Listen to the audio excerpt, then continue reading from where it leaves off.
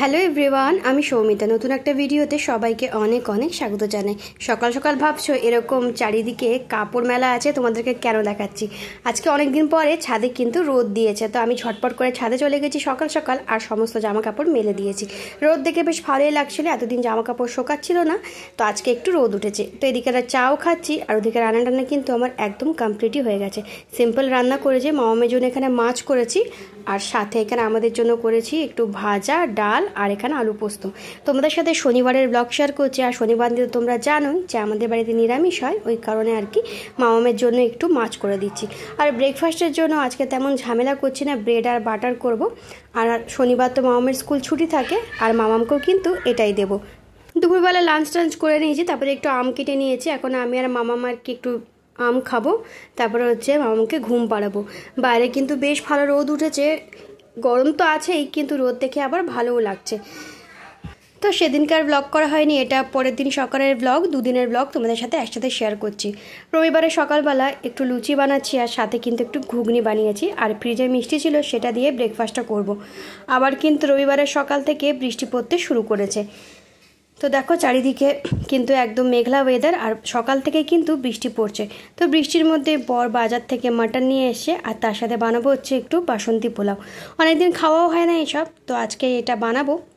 তো প্রথমে আমি পোলাওটা বানিয়ে নিচ্ছি, খুব সিম্পলভাবে বানিয়েছি, অত ঝামেলা করে বানাতে আমার আবার ভালো লাগে না। তো দেখো ঝটপট করে পোলাওটা বানিয়ে নিচ্ছি।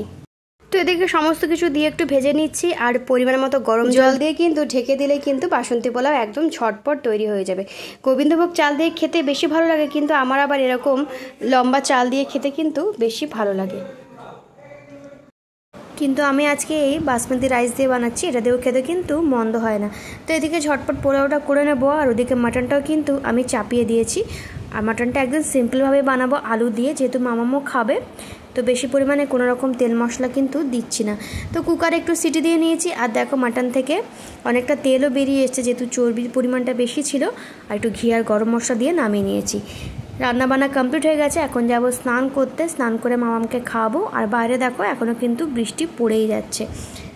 তো বিকেলে ইচ্ছে আছে একটু বেরোবার, কিন্তু বৃষ্টি পড়ছে বলে বেরোতে পারছি না। আর এদিকে আমি জোয়ান আর মৌরিগুলোকে একটু শুকনো কলায় ভেজে রেখে দেবো, এগুলো কিন্তু খেতে বেশ ভালো লাগে।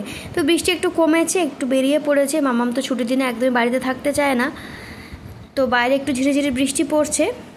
তো এই যে একটু রাস্তায় ঘুরে বাড়ি চলে আসবো। তো বাইরে বেশ ঠান্ডা ঠান্ডা হাওয়া দিচ্ছে, বেশ ভালোই লাগছে। তারপরে আমরা গেছিলাম, কয়েকটা কাজ ছিল সেগুলো সেরে নিতে, আর তারপরে এখানে দাঁড়িয়েছি একটু ফুচকা খেতে।